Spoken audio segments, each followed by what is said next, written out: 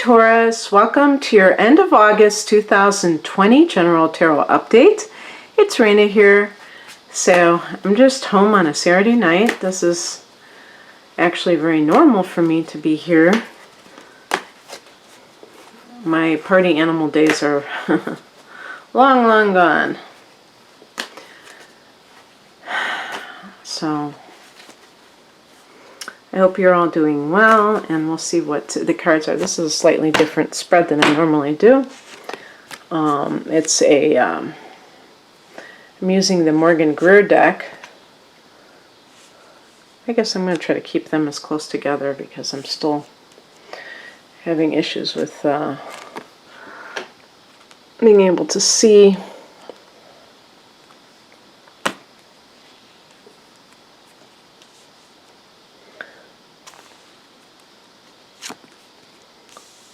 Okay.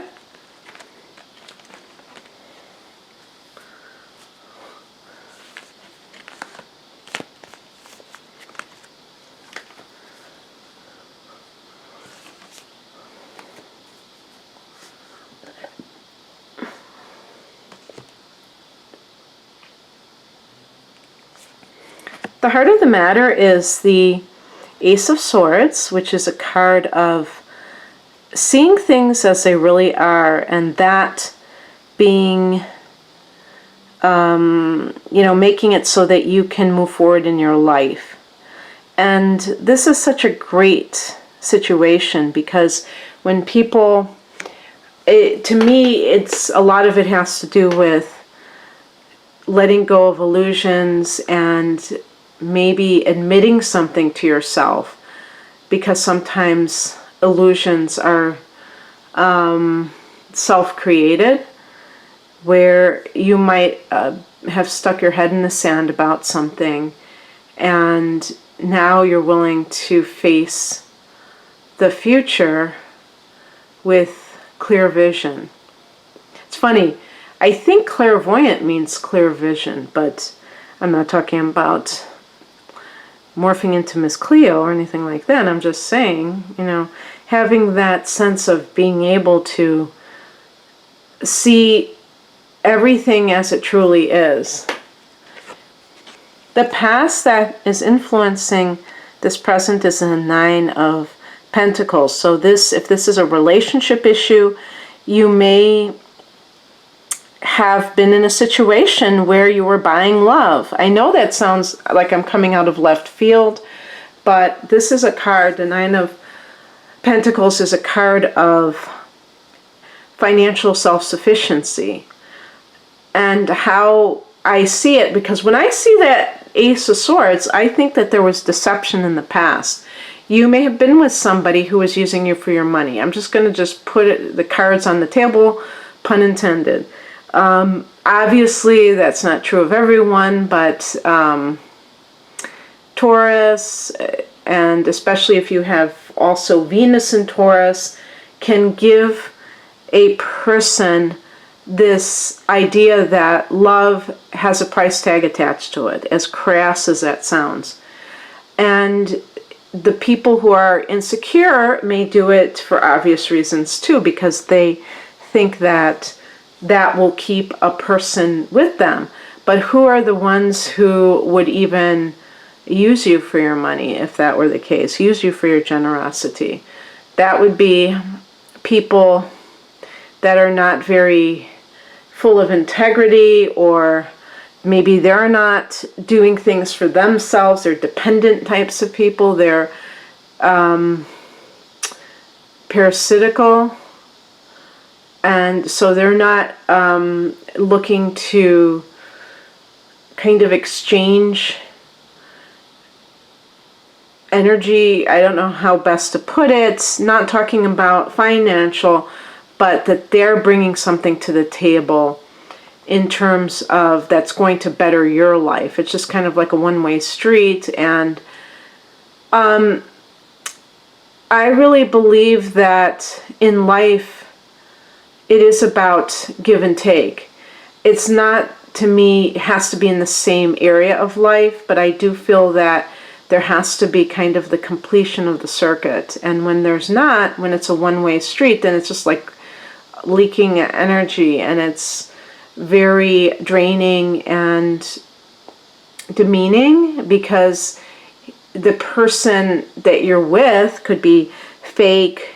They could be like pretending that they're into the relationship when they're not. And also on a higher level, you know this, but sometimes it takes having that same experience over and over again before the person gets it through their thick skull that something isn't quite right.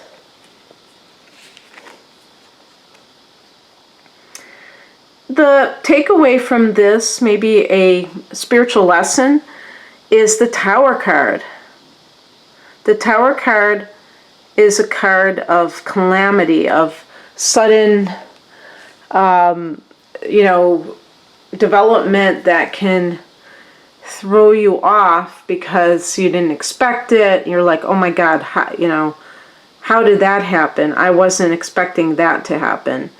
And so the Tower card really is, to me, suggesting that if you don't deal with truth, it will blow up in your face. So in other words, if you stick your head in the sand about something that is very painful to contemplate, but that you need to be aware of, you will find that it doesn't go away. Not only doesn't it go away, but it festers. And when something festers, it can get worse and worse until it just explodes into something not very pleasant. And how that can affect you is that you may feel like, oh my God, I don't like this development. I want it to be other than it is, but you were not taking enough care to prevent it from happening. You may have been too concerned about being alone, I think, for some of you. And the other thing too is what I want to say, if, for instance, you have made a priority in recent months, maybe in the last year or so, to become financially independent, the Tower card can say, like they say, save for a rainy day. The Tower card can be like a fiery day, not a rainy day, but a day. But the rainy day means for some calamity or emergency that takes place. And so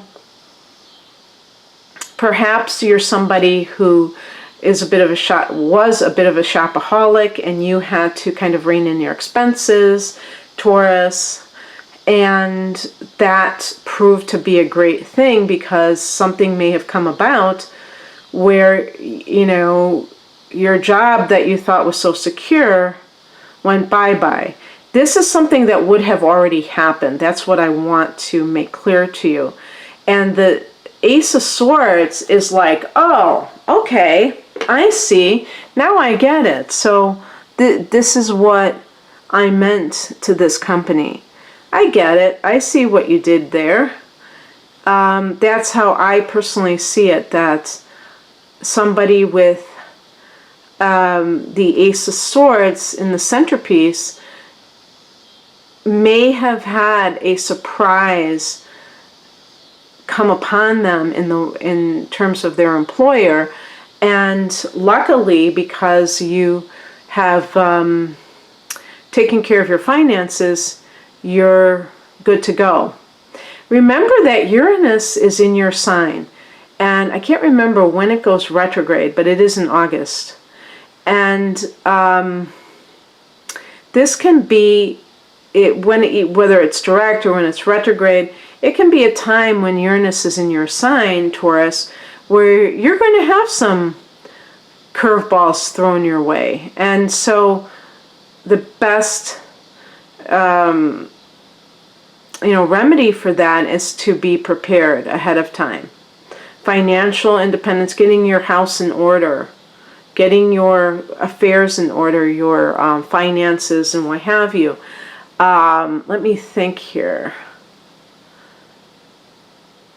So Aquarius is your midheaven, and we just had a full moon at the beginning of this month in Aquarius. That could have been the Tower moment. If you had some kind of new development with your career, that might have been a catalyst for whatever this is all about. And this is, for the end of the month. What is coming in is the Queen of Swords. So this may be like having to make that decision, but not wanting to engage your emotions and get into the drama of it. But, relying on your intuition and how you feel, not divorcing yourself from how you feel about it. If this is a relationship issue, I always say that I don't believe in the Tower moments, that I think it's really more about denial blowing up in your face more than anything else. I'm sure that there may be times when that is not the case, when it really is a true blue surprise. But I think that if you are very perceptive, that you can sense if somebody is pulling away from you, and you can be able to deal with it much more head on, and you can be protected from it so that it's not something that takes you by surprise. The outcome is the Six of Cups, which is the card of the soulmate, and talking about the past when things were much simpler in your life. That's very interesting, because I'm wondering if the Tower could actually be you recognizing, falling in love at first sight, and knowing with the Ace of Swords that this is the one. That could definitely be the case. Now, I don't know with the Queen of Swords what you would have to be deciding. Maybe it has nothing to do with decision, but more about staying on an even keel so that you don't, go too far, that you're not too far gone because you're just like, oh my God, this is my soulmate, this is the one, and this is what I've been waiting for all my life. Sometimes this person may be somebody that you already know, that is from your past, like a friend of one of your siblings, or just a schoolmate, but you never were partners.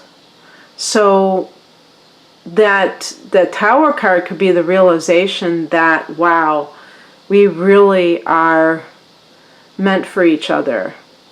And very interestingly, we're entering into a period now as the sun goes into Virgo during the last half of August, where the sun is in a sister earth sign, Virgo. And for you, this is your 5th house, Taurus. So this is the house of falling in love. So this may be a very good time for romance. And there's going to be a new moon here on September 17th. I don't have the information about Venus, when that's going in there, but that is kind of like consistent with that. So anyway, oh my gosh, I can't believe they're still doing fireworks. Ever since Memorial Day, we've been dealing with this crap, on and off. Oh my God, so what is that, almost 3 months? Sheesh. So anyway, Taurus, sorry about that. I just want to let you know what those popping sounds were. Hopefully it's not a gun battle. But anyway, I hope that you enjoyed this. If you would like a personal reading, the link is below. I am offering a combination reading, 2 full-length readings for a very special price. It's called the Whole Enchilada. Full-length tarot reading, full-length natal chart interpretation with some important astrological trends of the next 12 months. And you can find that at the link below. Thank you so much for watching. I really appreciate it. Take care. Bye.